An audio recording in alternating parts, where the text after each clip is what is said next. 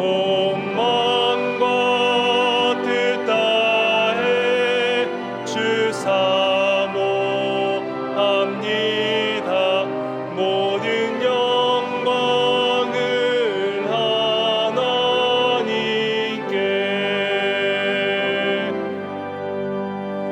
예수님 찬양 받으소서.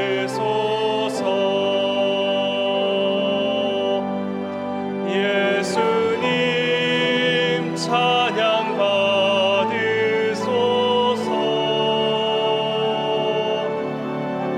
죄 사했네 우리 위해 성령 주셨네. 예수님 찬양 받으소서.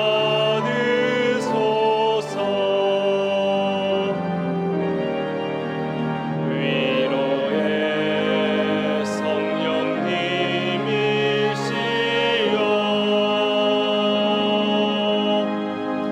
위로의 성령님이시여,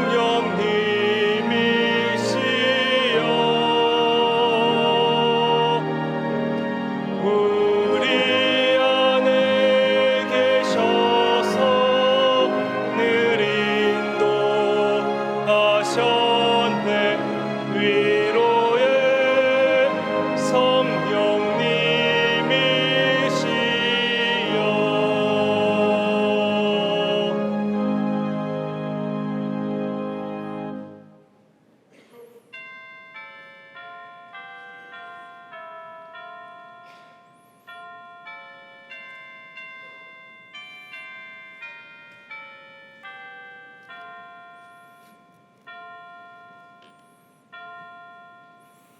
아름답고 거룩한 곳으로 여호와께 예배할지어다. 온 땅이여 그 앞에서 떨지어다. 의인을 위하여 공의를 행하시고 마음이 정직한 자를 위하여 기쁨을 주시는 하나님 아버지, 이 시간 주님께 베풀어 주실 진리와 빛과 신령한 은사를 사모하며 성령 감림자로 13번째 주일을 하나님께 올려드립니다. 손뼉 치며 목소리 높여 찬양할 때 하나님께 영광이 되게 하시며 거짓이 없는 진실한 마음으로 기도할 때 하늘의 응답이 있게 하여 주옵소서.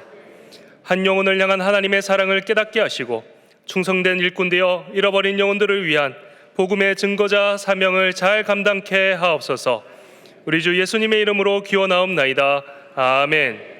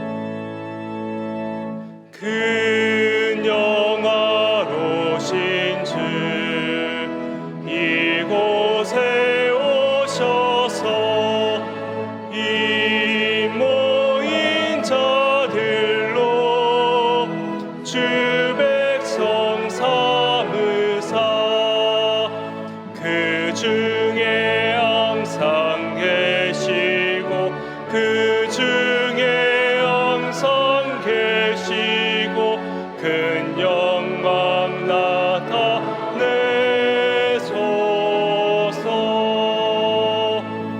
이 백성 기도와 또 예물 드림이 향내와 같으니 곧 받으옵소서.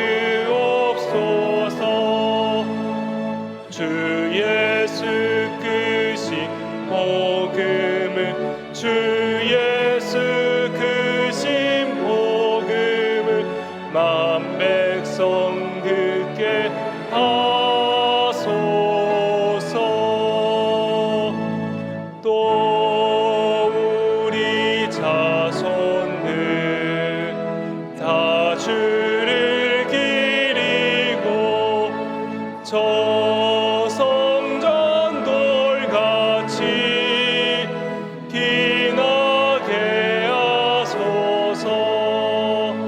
주 구원하신 능력을 주 구원하신 능력을 늙은 날까지 주소서.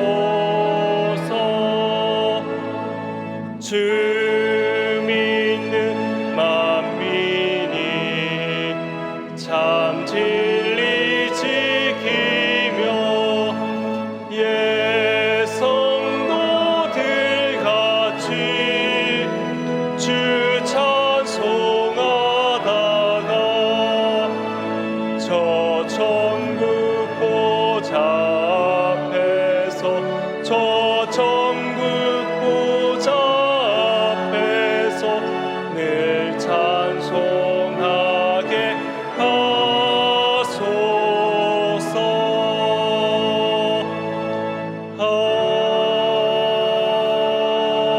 아멘. 지난 한 주간 우리의 삶을 돌아보며 침묵으로 참회의 기도를 드리겠습니다.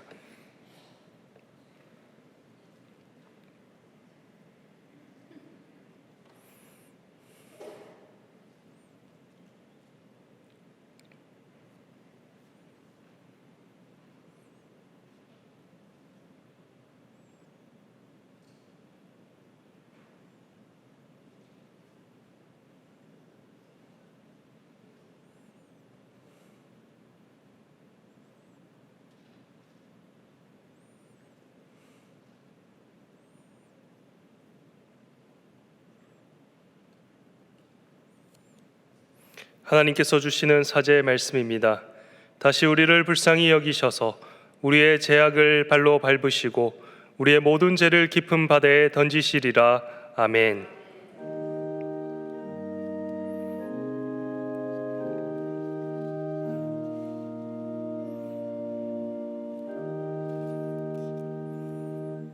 나는 전능하신 아버지 하나님 천지의 창조주를 믿습니다. 나는 그의 유일하신 아들 우리 주 예수 그리스도를 믿습니다. 그는 성령으로 잉태되어 동정녀 마리아에게서 나시고 본디오 빌라도에게 고난을 받아 십자가에 못 박혀 죽으시고 장사된 지 사흘 만에 죽은 자 가운데서 다시 살아나셨으며 하늘에 오르시어 전능하신 아버지 하나님 우편에 앉아 계시다가 거기로부터 살아있는 자와 죽은 자를 심판하러 오십니다. 나는 성령을 믿으며 거룩한 공교회와 성도의 교제와 죄를 용서받는 것과 몸의 부활과 영생을 믿습니다. 아멘.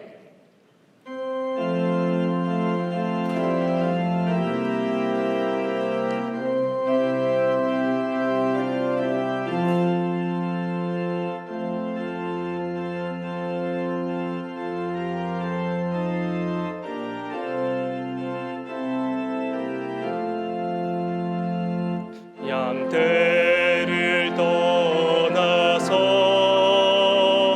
길 잃어버린 나 목자의 소리 싫어서 먼 길로 나갔네. 방탕한 이 몸은 금부려 행하여 아버지 음성 싫어서 먼 길로 나갔네. 양 잃은 목자는 그 양을 찾으러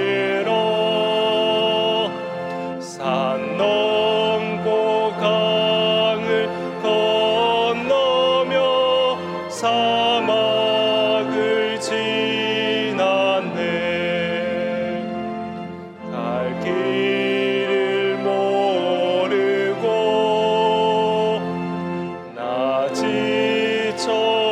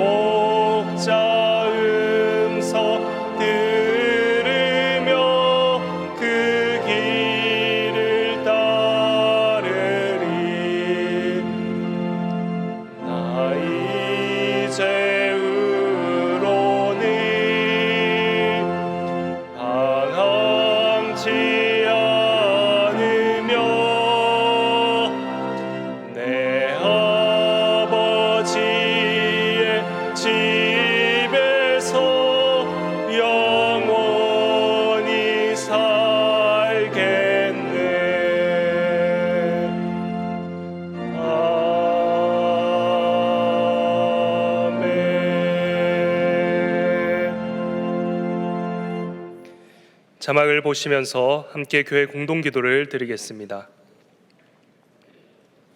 선교의 주인이신 하나님, 인도에서 사역하시는 라보성 육령주 선교사님과 함께 하셔서 뉴델리 한인교회에서의 한인 목회와 현지 선교 사역을 통해 위로가 필요한 영혼들을 섬기고 복음이 전해지게 하옵소서.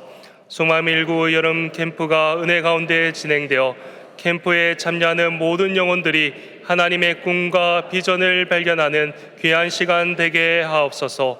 코로나 재유행으로부터 국민의 생명과 건강을 지켜주시고 유행을 최소화하기 위한 대안이 마련되게 하옵소서. 말씀을 전하시는 이진우 목사님께 성령의 충만을 다하시고 말씀을 듣는 심령마다 변화와 결단의 은혜가 일어나게 하옵소서. 담임 목사님의 영육간의 강건함을 주시고 가정과 사역 위에 하나님의 은혜와 평강이 충만하게 하옵소서. 아멘. 이제는 각 개인의 기도 제목과 작정한 한 영혼을 위하여 그리고 한우들을 위하여 기도드리겠습니다. 하나님 아버지, 우리의 기도 제목에 응답하여 주시옵소서. 우리의 삶의 여러 가지 문제들을 놓고 주님의 지혜와 뜻을 구하오니 하나님 알려주시고 우리의 앞길을 인도하여 주시옵소서. 특별히 우리가 작정한 한 영혼들을 위해서 기도합니다. 복음의 증거자가 되게 할 때 우리의 삶을 통하여 하나님의 살아계심이 증거되게 하시고 영혼들이 주님께 돌아오게 하여 주시옵소서. 특별히 환우들을 위해서 기도하오니 영령의 강건함을 주시고 하나님의 은혜가 넘쳐나게 하여 주시옵소서.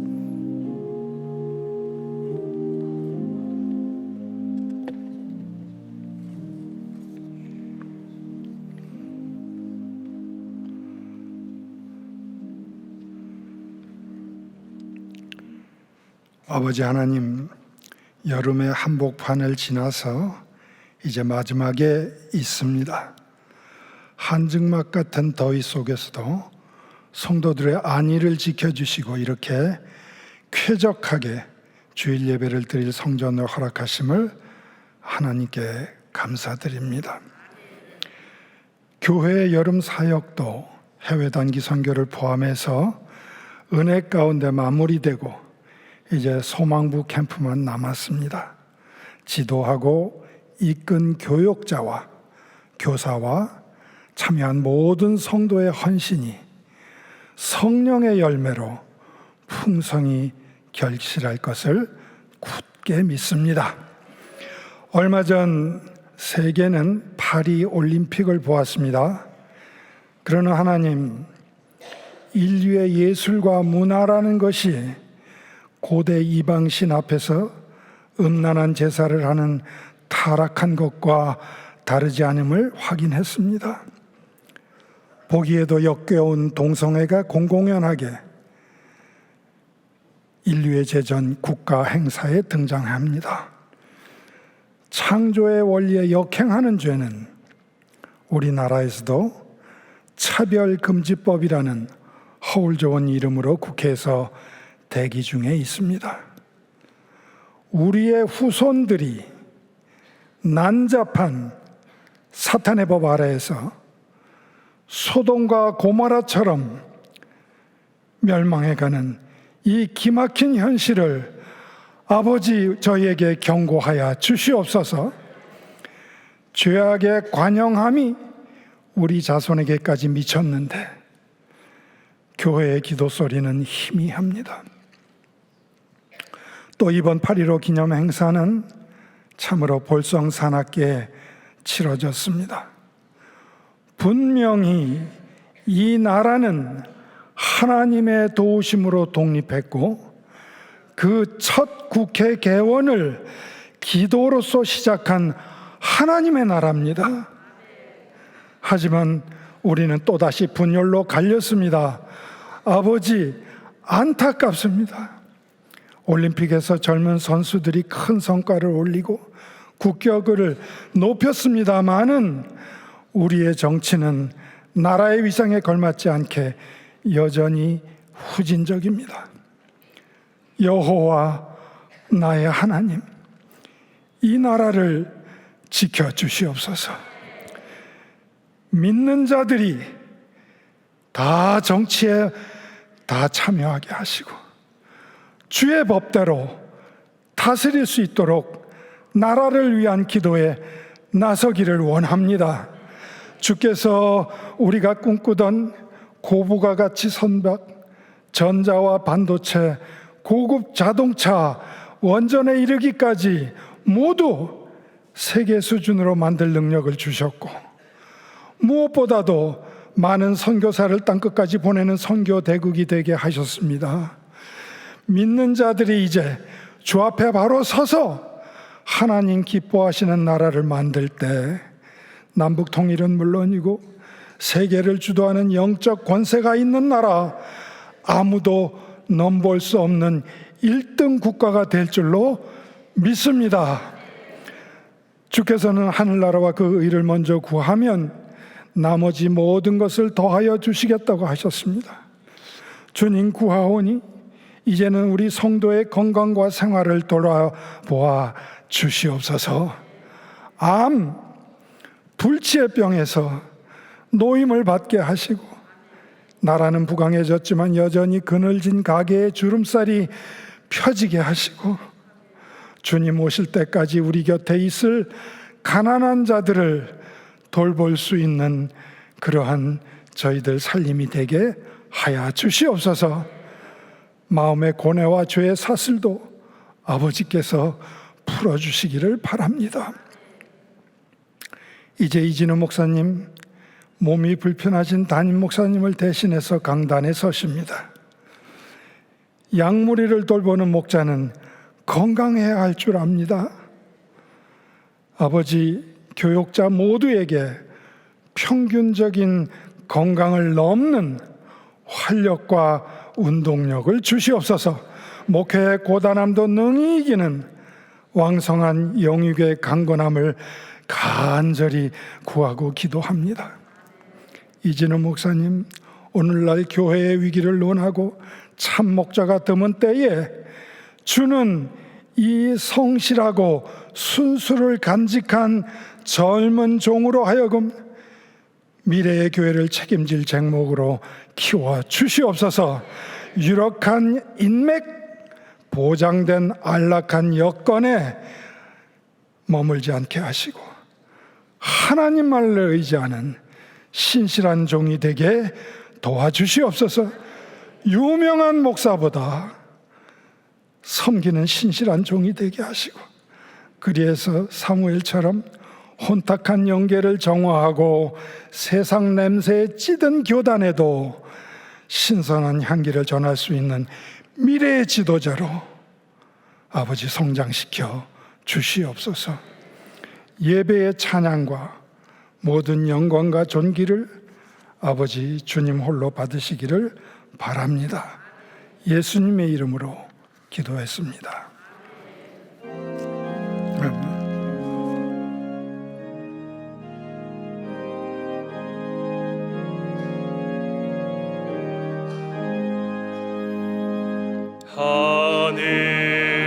하늘에 계신 아버지, 이름 거룩하사 주님 나라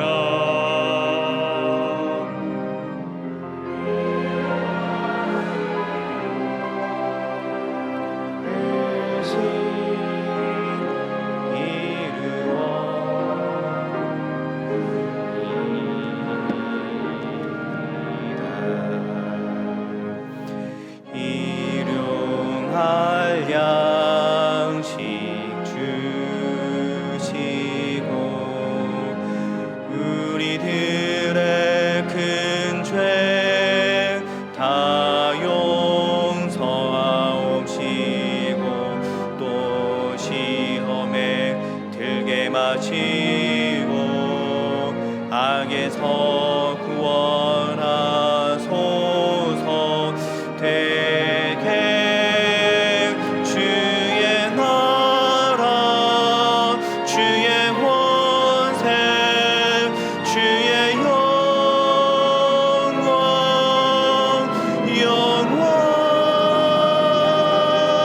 영원히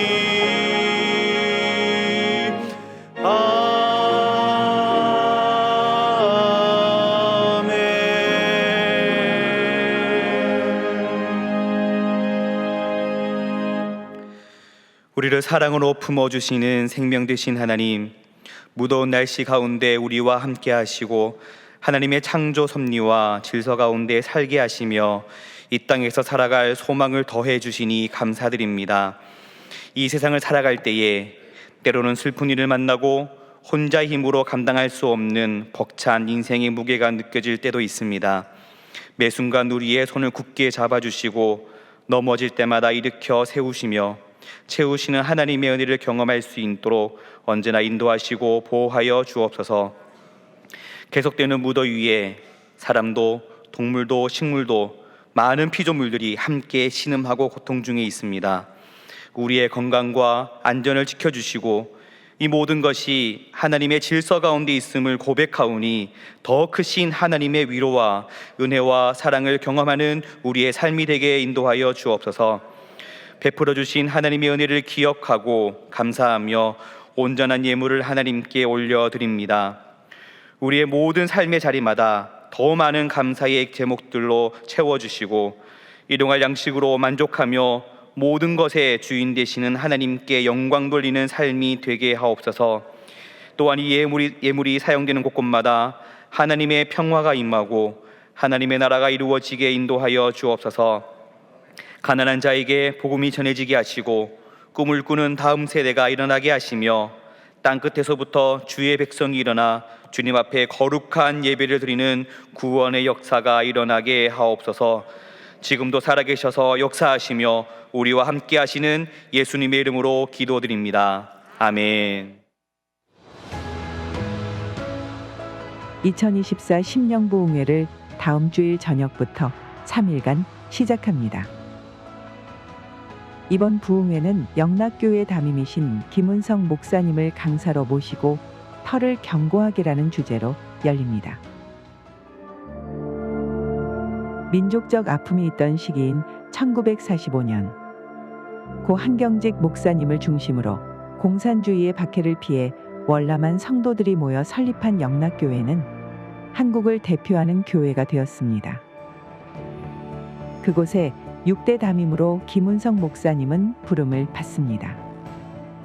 저희 아버님도 이제 평양에 사시면서 7남매 낳고 잘 사시다가 전쟁 통해 가족이 다 헤어졌고 홀로 이제 남쪽에 내려와 계시다가 이제 영락교회에서 하나님의 위로를 받으셨죠. 그리고 거기서 제가 태어났고 6살까지는 영락교회 다녔고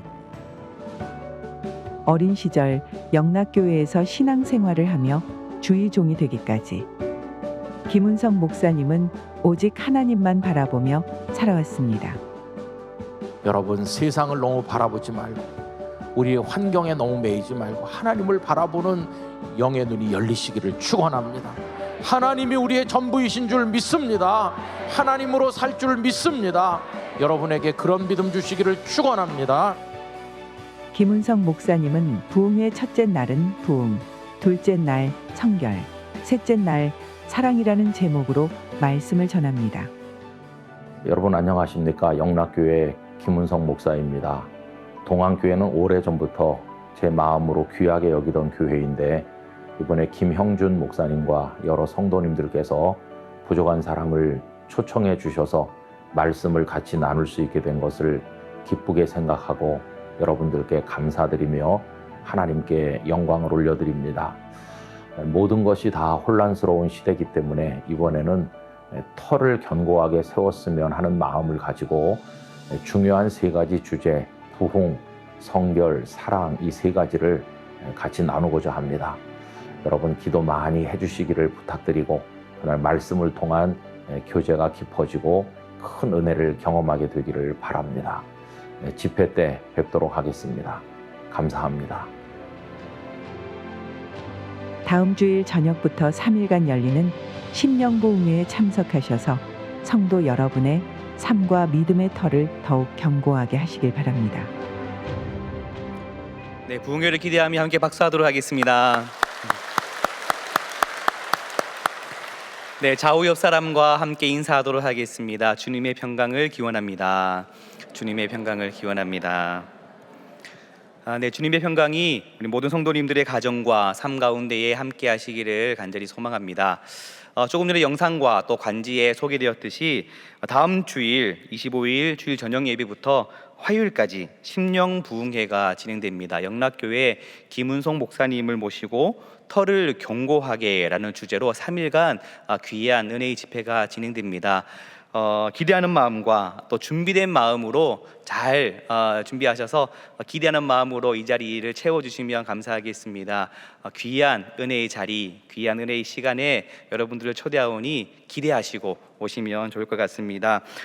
아이들과 함께 오시는 성도님들을 위해서 돌봄 교실 준비되어 있고요. 또 직장에서 바로 이곳에 오시는 분들을 위해서 식당에 또 식사가 준비되어 있습니다.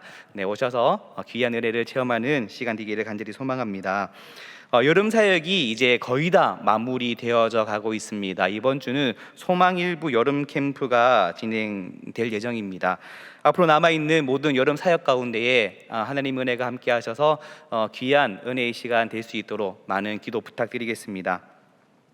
코로나가 다시 확산 중에 있는 것 같습니다. 성도님들의 가정과 또 건강과 안전에 유의하면서 생활을 잘 하시기를 바랍니다. 담임 목사님도 지난주에 코로나로 인해서 오늘 1부에서 3부 설교는 이진우 목사님이 설교하시게 됩니다. 설교하시는 목사님을 위해서 기도 부탁드리겠습니다. 담임 목사님께서는 건강이 지금 많이 회복되셨고 호전 중에 있으니까 온전한 회복이 있을 수 있도록 더 기도 부탁드리겠습니다. 계속해서 영상으로 교회 소식 나누겠습니다. 하나님의 부르심에는 후회하심이 없네. 내가 이 자리에 선 것도 주의 부르심이라. 하나님의 부르심에는 결코 실수가 없네. 나를 부르신 하나님의 신실하심을 믿네. 작은 나를 부르신 뜻을 나는 알 수 없지만 오직 감사와 순종으로 주의 길을 가리라. 때론 내가 연약해져도 주님 날 도우시니 주의 놀라운 그 계획을 나는 믿으며 살리. 날 부르신 뜻 내 생각보다 크고 날 향한 계획 나의 지혜로 증량 못하나 가장 좋은 길로 가장 완전한 길로 오늘도 날 이끄심이네.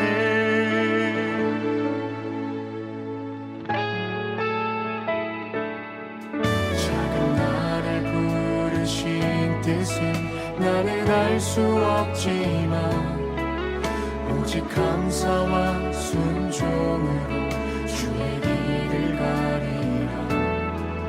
때론 내가 연약해져도 주님 날 도우시니 주의 놀라운 그 계획을 나는 믿으며 살리. 날 부르신 뜻 내 생각보다 크고. 오늘 우리에게 주시는 하나님의 말씀은 사무엘상 2장 22절에서 26절 말씀입니다. 다 함께 일어나셔서 하나님의 말씀을 경청하겠습니다. 엘리가 매우 늙었더니 그의 아들들이 온 이스라엘에게 행한 모든 일과 해막문에서 수종드는 여인들과 동침하였으므로 듣고 그들에게 이르되 너희가 어찌하여 이런 일을 하느냐. 내가 너희의 악행을 이 모든 백성에게서 듣노라. 내 아들들아 그러하지 말라. 내게 들리는 소문이 좋지 아니하니라. 너희가 여호와의 백성으로 범죄하게 하는도다.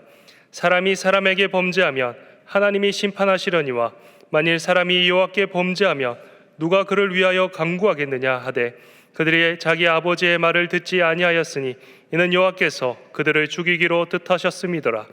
아이 사무엘이 점점 자라매 여호와와 사람들에게 은총을 더욱 받더라. 이것은 하나님의 말씀입니다. 아멘.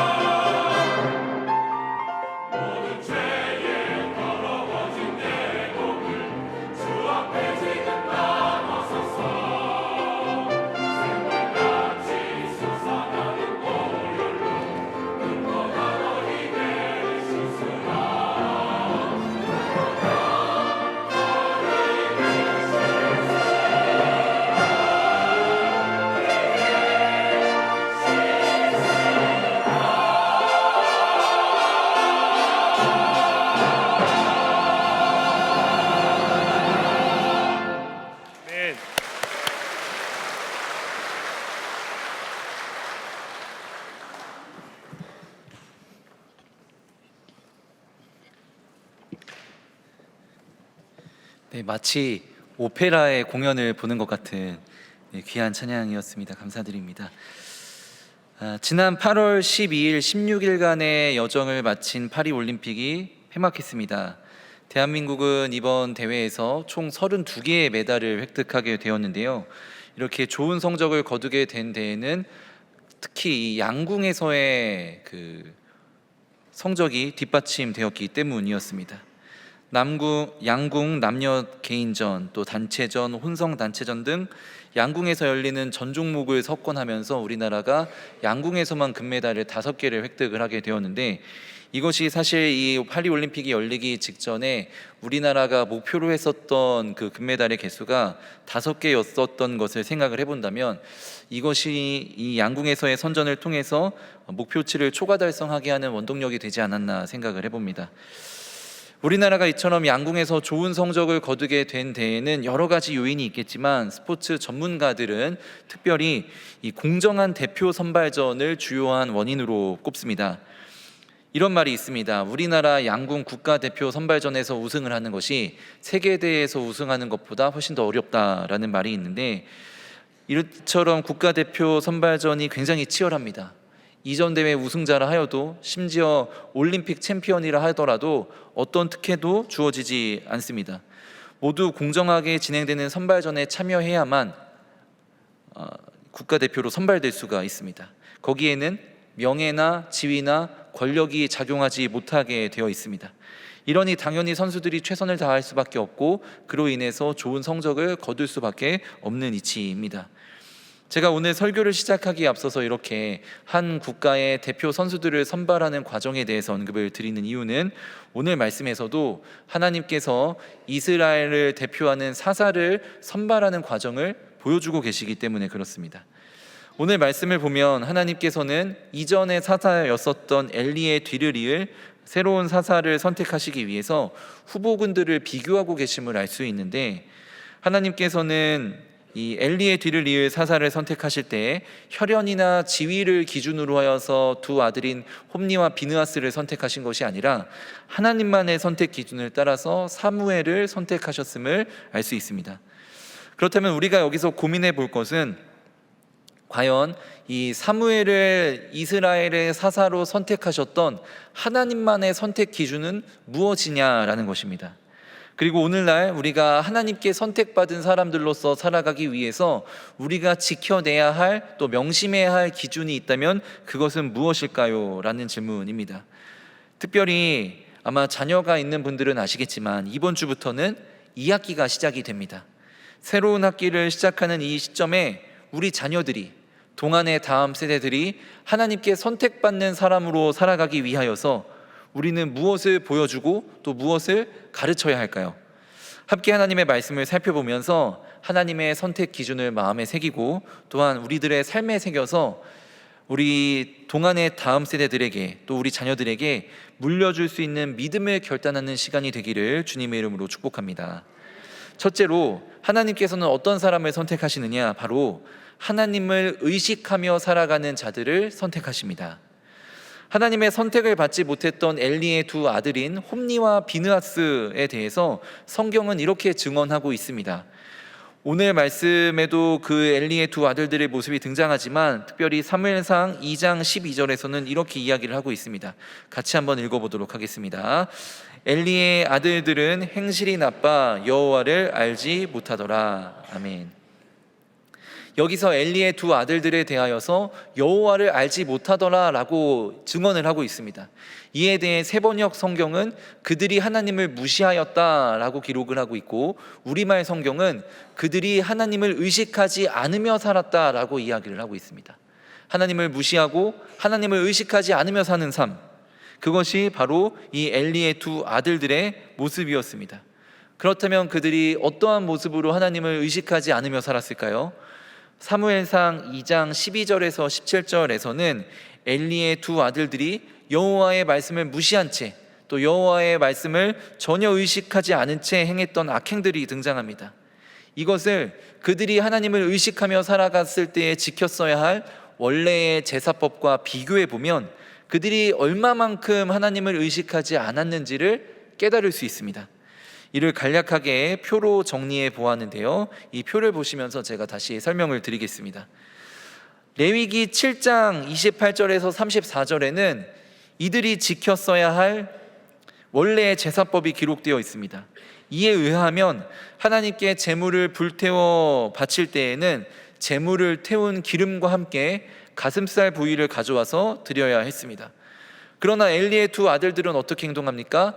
기름이 다 태우기도 전에 자신이 원하는 부위를 가져갔으며 만약에 백성이 이것을 거절할 경우에는 억지로 빼앗아 갔다라고 기록하고 있습니다. 또한 이 원래 제사법에 의하면 제사를 드린 후에 제사장의 몫으로 가져가야 할 고기가 따로 있었지만 이들은 어떻게 행동했느냐? 고기를 삶는 솥에 갈고리를 찍어 넣어서 찍혀 나오는 모든 고기들을 자신의 것으로 취했다라고 이야기를 하고 있습니다.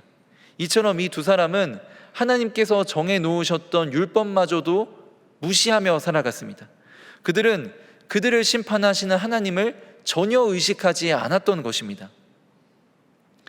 이에 반해서 사무엘의 경우를 한번 살펴볼까요? 사무엘상 2장 11절입니다. 같이 읽겠습니다.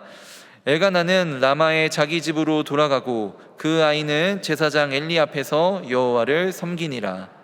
아멘. 사무엘은 여호와를 섬겼다라고 기록하고 있습니다. 여기서 섬기니라라고 번역된 이 히브리어 원문을 보면 이 표현은 반복과 강조가 들어있는 표현입니다. 즉 사무엘은 계속적으로 하나님을 섬기고 있었다라는 것을 의미합니다. 정리해 볼까요? 사무엘은 모든 순간에 계속해서 하나님을 의식하면서 어떻게 하면 하나님의 뜻대로 살아갈 수 있을까? 어떻게 하면 하나님의 뜻을 나타낼 수 있을까? 이것을 늘 마음에 품고 기억하고 있었다라는 것입니다. 이러한 사무엘의 마음의 중심을 알 수 있는 또 다른 구절이 있다면 그것은 사무엘상 2장 18절일 것입니다. 이 2장 18절을 보면 사무엘이 특별한 옷을 입고 있었다라고 기록을 하고 있는데 그것이 무엇일까요? 바로 세마포로 된 에봇입니다. 이 에봇은 제사장이 입는 겉옷의 일종인데 그가 어려서부터 세마포로 된 이 에봇을 입고 있었다라는 것은 그가 하나님의 말씀을 늘 의식하며 살아가고 하나님의 말씀대로 살아가기 위해서 어려서부터 얼마나 많은 준비된 삶을 살아왔는가 그것을 가늠하게 해줍니다. 그런데 그가 이렇게 어려서부터 세마포 에봇을 입고 여호와를 의식하며 살아갈 수 있었던 데에는 바로 그의 부모의 노력이 있었다는 것을 우리는 잘 알고 있습니다. 사무엘상 2장 19절 말씀을 같이 읽어보겠습니다. 그의 어머니가 매년 드리는 제사를 드리러 그의 남편과 함께 올라갈 때마다 작은 겉옷을 지어다가 그에게 주었더니. 아멘. 사무엘의 부모인 한나와 엘가나는 그의 아들이 하나님을 온전히 의식하며 살아갈 수 있도록 해마다 그에게 그 옷을 지어 입히며 기도로 후원하는 삶을 살았다라는 것이지요. 그러나 엘리는 어떻습니까? 두 아들이 저지르는 악행에 대하여서 말로만 훈계할 뿐 그들이 하나님을 의식하지 않으며 자기 마음대로 행동할 때에도 적극적으로 개입하지 않았던 것을 우리는 알 수 있습니다. 사랑하는 동안의 성도 여러분, 우리들의 삶을 되돌아볼 수 있어야 합니다. 과연 우리는 얼마나 하나님의 말씀을 의식하며 살아가고 있습니까? 매주일 들려오는 하나님의 말씀을 어떠한 태도로 받아들이고 있느냐 말입니다. 말씀을 들을 때에는 고개를 끄덕이며 인정합니다. 그러나 그 말씀을 갖고 삶으로 나아가게 되었을 때에 그 말씀이 나의 삶의 가치관을 변화시켜 줄 수 있는 말씀으로 의식하지 않고 오히려 말씀이 일깨우는 그 결단의 소리들을 무시하며 살아가고 있지는 않을까요? 우리는 우리들의 삶의 자리로 나아가서도 늘 하나님을 의식하며 살아갈 수 있어야 합니다. 제가 최근에 한 청년과 만나서 대화를 나눌 기회가 있었는데 이 청년분은 최근 자신에게 신앙적인 화두가 있다면서 저에게 고민을 이야기한 적이 있었습니다. 그의 신앙적인 화두, 그 고민은 바로 어떻게 하면 하나님을 나타낼 수 있을까라는 고민이었습니다. 자신이 속해 있는 회사에서 또 활동하고 있는 동아리 안에서 그리고 만나는 친구들에게 하나님이 나를 여기에 보내신 이유가 무엇일까? 하나님이 나를 이 사람들을 만나게 하신 의미는 무엇일까? 어떻게 말하고 행동해야 내가 하나님의 살아계심을 증언할 수 있을까? 늘 이것을 의식하며 살아간다라고 자신의 삶을 간증하였습니다. 성도 여러분, 이것이 저와 여러분들의 고민이 되어야 할 줄로 믿습니다. 또한 우리는 우리 자녀들이 하나님을 온전히 의식하며 살아갈 수 있도록 양육해야 합니다. 그들이 욕심을 따라 내 마음대로 살아가지 않도록, 또한 세상의 가치관과 그 무분별한 문화를 수용하는 것이 아니라 하나님의 말씀을 의식하면서 어떠한 것이 하나님의 뜻일까? 하나님께서 무엇을 기뻐하실까? 하나님이라면 우리가 어떻게 행동하기를 바라실까를 고민할 수 있도록 양육하고 가르쳐야 합니다. 우리가 하나님의 말씀을 기억하고 하나님을 의식하며 살아갈 때 하나님께서는 그러한 사람들을 선택하십니다.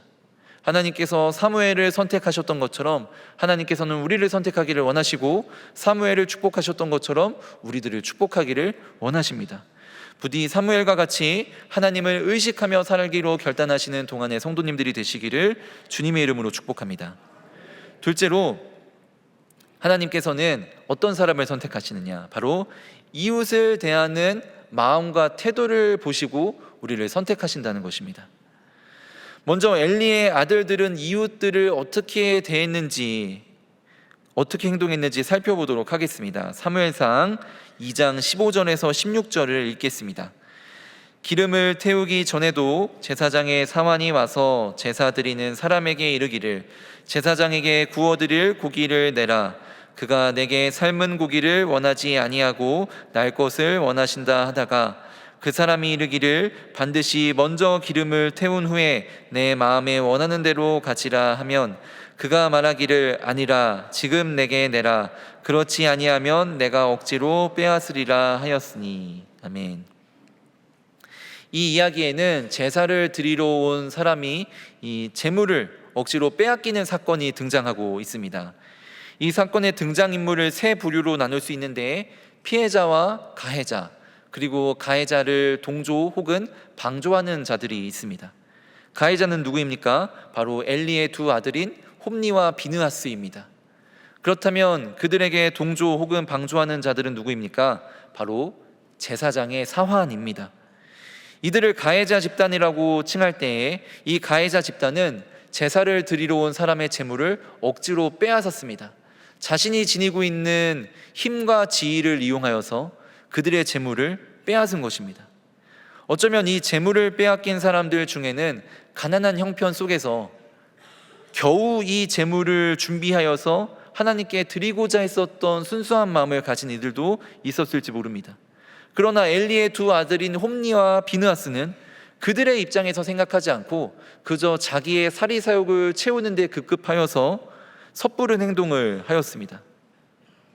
엘리의 두 아들들의 악행에 대하여서는 앞선 말씀을 통해서 살펴보았으니, 여기서는 그 홈니와 비느하스에게 동조하여서 백성의 것들을 빼앗았던 제사장의 사환의 입장에 주목하여 말씀을 살펴보고자 합니다.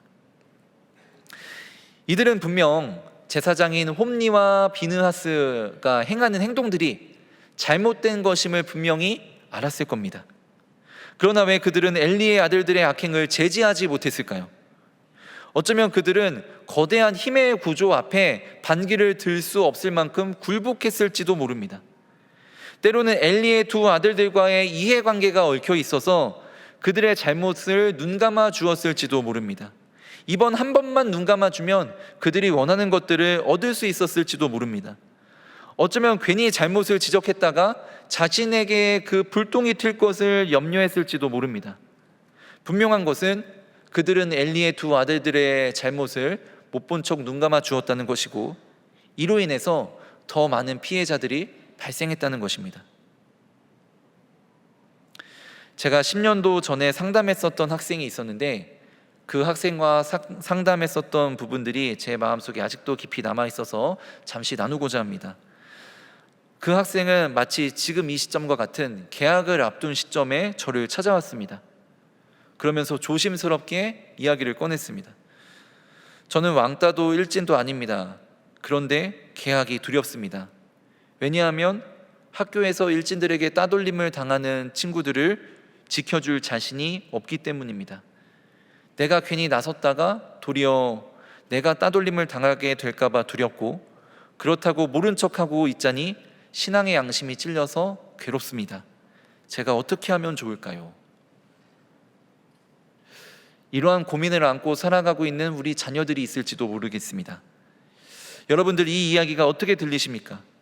만약에 이 학생에게 적합한 조언이 있었다면 그것은 무엇이었을까요? 부모로서, 또한 기성세대로서 우리는 무엇이라 이야기를 해주어야 할까요? 그런데 사실 눈을 들어 주위를 둘러보면 이와 비슷한 이야기들을 우리는 자주 접하게 됩니다. 회사에서, 친구들과의 관계에서, 또 가까운 이웃들 사이에서 우리는 신앙적 양심을 따라 행동하지 못하는 딜레마를 자주 겪곤 합니다. 이에 대해서 흑인의 인권을 위해 노력했었던 마틴 루터킹 목사는 흑인의 인권이 존중받지 못하고 탄압받는 시대상을 바라보면서 이렇게 이야기했습니다. 사회적 최대 비극은 악한 사람들의 거친 아우성 때문이 아니라 선한 사람들의 소름 끼치는 침묵 때문이다. 악의 보복이 두려워서 신앙적 양심을 따라 행동하지 못하는 딜레마 앞에서 우리는 스스로에게 질문을 해볼 수 있어야 합니다. 내가 진정 두려워하는 것은 무엇이며 내가 진정 두려워하고 있는 것은 누구인가? 라는 것입니다.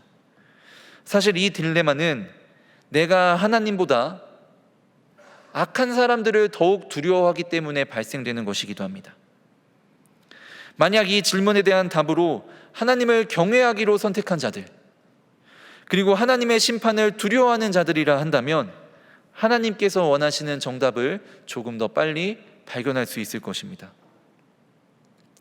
이에 반해 사무엘의 모습은 어떠했습니까?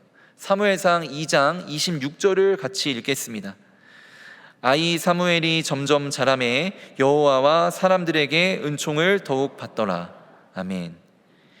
이에 대해 우리말 성경은 사무엘이 여호와와 사람들에게 더욱 사랑을 받았다라고 기록을 하고 있습니다. 사무엘은 그의 말과 행동을 통하여서 하나님께 사랑을 받았을 뿐만 아니라 이웃들에게도 사랑을 받는 삶을 살았다는 것입니다. 한참이 지난 후에 그가 이스라엘의 사사를 은퇴하는 시점에 백성들이 사무엘의 삶을 회고하면서 이렇게 이야기하는 부분이 있습니다. 당신이 우리를 속이지 아니하였고 압제하지도 않았으며 누구의 손에서든지 아무것도 빼앗은 적이 없습니다. 라고 사무엘의 삶을 칭송하였습니다. 이처럼 사무엘은 그의 생을 다하여 이웃을 사랑했고 또한 이웃으로부터 사랑을 받는 삶을 살았습니다. 살아가는 동안의 성도 여러분, 우리는 어떠한 마음과 태도로 이웃을 대하고 있습니까? 그리고 우리의 자녀들은 어떠한 마음과 태도로 이 새학기를 시작하면서 친구들을 대해야 할까요? 우리는 사무엘과 같이 한결같은 모습으로 이웃을 돌보는 사람들이 되어야 합니다. 그러기 위해서는 우리가 무엇을 해야 합니까? 먼저 하나님을 두려워하기보다 악한 자들을 더욱 두려워하였었던 제사장의 사환과 같이 악에 동조하거나 그를 방조하여 침묵하고 있지는 않은지 되돌아볼 수 있어야 합니다. 이웃을 향한 한결같은 마음으로 악을 행하지 않으며 소외된 자들을 돌볼 수 있는 삶을 실천해야 합니다. 그것이 우리들의 삶이 되어야 하며 이것이 양분이 되어서 우리 자녀들에게 보여줄 수 있는 신앙의 가치관이 되어야 할 줄로 믿습니다. 부디 이웃을 향한 우리의 마음을 잘 점검하여서 하나님의 나라를 세워갈 하나님의 사람으로 선택받는 동안의 모든 성도님들이 되시기를, 또한 그러한 우리 동안의 자녀들이 되기를 주님의 이름으로 축복합니다. 끝으로 하나님께서는 은혜의 자리에 머무르는 사람을 선택하십니다. 이제 우리가 비교해보고자 하는 대상은 엘리 제사장과 사무엘입니다. 이스라엘 백성들 가운데에서 아주 위대한 지도자가 있죠. 바로 모세입니다. 모세는 하나님의 말씀을 순종하고 그 말씀을 들으면서 그 말씀을 따라서 이스라엘 백성들을 인도하여 냈습니다. 그리고 그 사명은 이스라엘 백성들을 이끄는 지도자들에게 고스란히 부여가 되었습니다. 특별히 이스라엘의 사사로서 또 대제사장으로서의 직무를 감당하는 이들은 하나님의 말씀을 듣고 백성들을 이끌어야 할 책임이 있었습니다. 이 책임을 감당하기 위하여서 그들은 늘 하나님의 말씀을 들을 수 있는 자리에 있어야 했습니다. 그것이 어디입니까? 바로 여호와의 전 안이었습니다. 그러나 이스라엘의 대제사장이자 사사였던 엘리는 자기 눈이 어두워져서 잘 못 본다는 핑계를 대면서 자기의 처소에 누웠습니다. 사무엘상 3장 2절에서 4절을 읽겠습니다. 엘리의 눈이 점점 어두워 가서 잘 보지 못하는 그때에 그가 자기 처소에 누웠고 하나님의 등불은 아직 꺼지지 아니하였으며 사무엘은 하나님의 궤에 있는 여호와 전 안에 누웠더니 여호와께서 사무엘을 부르시는지라 그가 대답하되 내가 여기 있나이다 하고 아멘. 엘리의 육신이 점점 쇠약해졌지요. 그에게는 그래서 하나님의 말씀을 듣는 것보다 더 중요한 일이 생겼습니다. 그것이 무엇입니까? 자기의 몸을 챙기는 일이었습니다. 엘리가 자기의 몸을 챙기기 위하여서 자기의 집에 누워 있었을 때에 원래 그가 있어야 할 성전에는 누가 있습니까? 지금 사무엘이 있습니다. 그리고 그 자리에 있었던 사무엘은 4절에서처럼 은혜의 자리에 머물고 있었기 때문에 하나님의 부르시는 음성을 듣게 되었습니다. 하나님께서는 사무엘을 향하여서 앞으로 이스라엘 중에 행하실 새로운 일들에 대하여서 말씀하셨습니다. 만약을 우리가 가정을 해본다면 만약 엘리 제사장이 자기의 몸을 챙기는 것보다 하나님의 말씀을 듣는 것을 더 우선시하였고 더 소중히 여겨서 그래서 그가 여호와의 전 안에 머물고 있었다면 어쩌면 하나님의 영은 사무엘이 아닌 엘리 제사장에게 임했을지도 모릅니다. 우리는 어떠할까요? 우리 자녀들의 모습은 어떠합니까? 우리는 하나님의 말씀을 듣는 것보다 먼저 챙겨야 할 것들이 우리에게 너무나 많이 있지는 않습니까? 은혜의 자리에 머무려 하기보다 가족들과의 시간을 먼저 챙기지는 않습니까? 쉼의 시간이 필요하다라고 생각하고 있지는 않습니까? 자녀들의 성적을 먼저 챙겨야 한다라고 이야기하고 있지는 않습니까? 그러면서 자연스레 은혜의 자리에 머무는 것들은 우선순위에서 뒤로 밀리고 있는 것은 아닌지 우리 자신을 되돌아볼 수 있어야 합니다. 기독교 영성가인 헨리 나우엔이 그의 책 분별력에서 신앙 공동체라면 수행해야 할 여러 가지 과제들이 있다라고 언급을 하고 있는데 그 중에서도 가장 먼저 시급하게 행해야 할 우선적인 과제가 있다고 이야기를 합니다.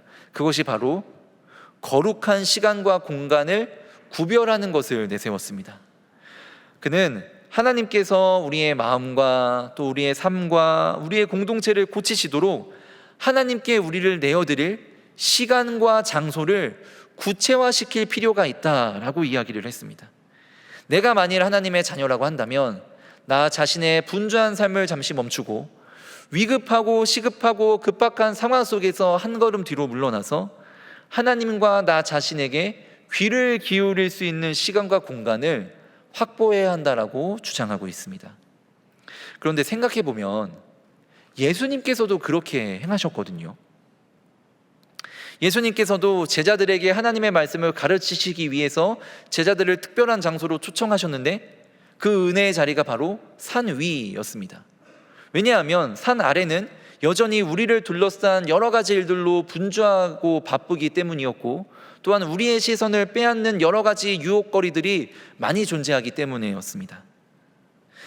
그렇기에 우리에게도 하나님께 온전히 초점을 맞출 수 있는 구별된 은혜의 자리가 필요합니다. 그리고 그 은혜의 자리로 나아갔을 때에야만 얻을 수 있는 것이 있습니다. 예를 들어 볼까요? 저는 야구를 보는 것을 굉장히 좋아합니다. 어느 정도냐면 지금은 이제 그렇게 못하지만 결혼 전에는 혼자서도 야구장에 가서 그 외야에 앉아서 야구를 볼 정도로 야구 보는 것을 좋아했습니다. 그런데 야구에 집중하다가도 현 아내이자 이제 당시 여자친구인 분의 전화가 걸려오게 되면 야구 보는 것을 중단하고 조용한 곳으로 향합니다. 웃으시리라 생각을 못했는데요. 왜냐하면 뭐 아시겠지만 이 시끄러운 곳에서는 전화기 너머의 소리가 들리지 않기 때문에 그렇습니다. 사람들의 함성 소리가 있지요. 그리고 각자의 팀을 응원하기 위해서 응원가를 틀어놓은 그 스피커 소리도 있지요. 또 주변에서 시시콜콜한 잡담 소리도 들려옵니다. 그러한 소리들의 전화기 너머의 중요한 소리가 묻힐 수 있기 때문에 최대한 그 소리들이 차단될 수 있는 곳으로 향하여 통화를 나누는 것이 일반적인 상식입니다. 여러분, 사람의 대화에도 이렇게 집중하기 위하여 노력하는데 하물며 하나님과의 대화를 앞두고 있는 순간이라 한다면 우리는 더한 정성을 쏟는 것이 당연한 이치입니다. 그럼에도 불구하고 우리는 자주 하나님과 대화를 나눌 때, 기도할 때에 세상의 시끄러운 소음들에서 벗어나지 않으려 할 때가 있습니다. 만약 우리가 챙겨야 할 여러 가지 것들이 우리의 마음에 남아 있다면, 우리의 마음이 여전히 세상의 시끄러운 소리들로, 근심의 소리들로, 걱정의 소리들로, 염려의 소리들로 가득하다면, 이러한 마음을 갖고 하나님 앞으로 나아갔을 때에 우리는 당연히 우리 귀에 여전히 들려오고 있는 세상의 시끄러운 소리들로 인하여서 우리에게 말씀하시는 하나님의 소리를 들을 수가 없습니다. 그 음성이 무엇입니까? 지친 나를 일으키며 위로해주는 하나님의 음성입니다. 어서 빨리 바른 길로 돌아오라고 다그치시며 재촉하시는 하나님의 음성입니다. 죄악 가운데 빠져있는 나를 용서하시며 구원하시며 사랑하시겠다고 말씀하시는 음성입니다. 내가 걸어가야 할 길과 그 비전에 대하여서 계획을 말씀하시는 음성이기도 합니다. 그런데 우리가 세상의 소리 가운데에서 벗어나지 않고 있다면 우리는 마치 엘리 제사장이 하나님의 말씀보다 더 우선적으로 여기는 것들을 붙들고 있느라 하나님의 말씀을 듣지 못했던 것처럼 우리를 향한 하나님의 음성을 들을 수가 없습니다. 그렇기에 우리에게 필요한 것은 무엇입니까? 우리 자녀들에게 필요한 것은 무엇입니까? 은혜의 자리를 사모하며 나아가겠다는 결단입니다. 그곳에서 나의 마음을 비우고 하나님의 음성을 들을 준비를 해야 합니다. 우리 자녀들의 손을 붙들고 하나님 앞으로 나아가 우리 자녀들을 살리시고 우리 자녀들을 용서하시고 안아주시며 위로하시고 일으키시며 그들에게 비전을 주시겠다고 약속하시는 하나님의 소리를 들을 수 있어야 합니다. 그 은혜의 자리로 나아갈 때에 나를 향해 갖고 계시는 하나님의 크신 계획을 만날 수 있습니다. 특별히 다음 주부터 우리는 심령 부흥의 시간을 갖게 됩니다. 저는 그것이 하나님께서 초청하시는 은혜의 장소요, 은혜의 자리요, 은혜의 시간이 될 줄로 믿습니다. 우리를 부르시고 우리 자녀들을 부르시는 주의 음성을 약속해 놓으신 자리가 될 줄로 믿습니다. 부디 그 음성을 듣고 일어서시는 동안의 성도님들이 되시기를 주님의 이름으로 축복합니다. 이제 말씀을 마칩니다. 하나님께서는 엘리의 가문을 선택하지 않고 사무엘을 선택하셨습니다. 그를 선택하셨던 하나님의 선택 기준은 무엇이었습니까? 그가 하나님을 매 순간 의식하며 살아갔기 때문이었고, 둘째로 그가 악한 자들에게 동조하지 않으며 선한 마음으로 이웃을 돌보았기 때문이었으며, 끝으로 그가 은혜의 자리에 머무는 삶을 선택했기 때문이었습니다. 저는 우리 동안의 모든 성도님들과 여러분들의 자녀가 다가오는 이 새 학기를 맞이하면서 사무엘의 모습을 기억하여 하나님께 선택을 받는 믿음의 가문이 되시기를 주님의 이름으로 축복합니다. 하나님께서 주시는 귀한 축복을 누리시는 동안의 성도님들 되시기를 주님의 이름으로 축복합니다. 함께 기도하겠습니다. 하나님, 감사드립니다. 오늘 말씀을 통하여 하나님의 선택 기준에 부합하는 인생이 어떤 모습인지 깨닫게 하심을 감사드립니다. 이 말씀이 우리들의 한쪽 귀로 들어와 한쪽 귀로 흘러나가는 것이 아니라 마음판에 온전히 새겨지게 하시고 하나님의 선택을 받는 인생을 결단하게 하옵소서. 특별히 우리의 자라나는 다음 세대들을 축복하여 주셔서 그들이 세상의 문화에 휩쓸리지 않고 거룩하게 구별되어 사무엘과 같이 하나님께 선택을 받는 인생으로 자라나게 하여 주옵소서. 살아서 역사하시는 예수 그리스도의 이름으로 기도하옵나이다. 아멘. 다 함께 일어나셔서 결단의 찬송가 516장 찬양하겠습니다.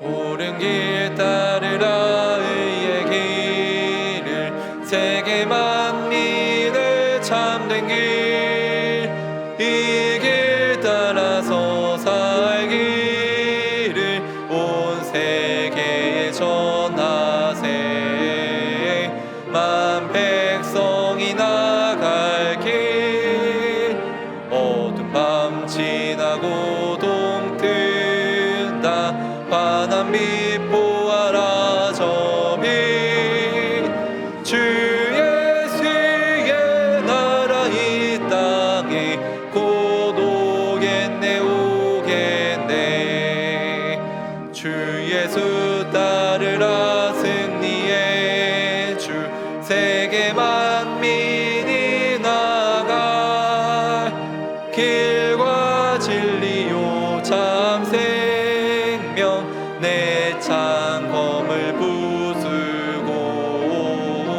다 따르라 화평화 어두운 밤 지나고 동 튼다 환한 빛 보아라 저 빛 주 예수의 나라 이 땅에 곧 오겠네 오겠네 놀라운 이 소식 알리어라 세계 만민을 구하려 내 주 예수를 보내신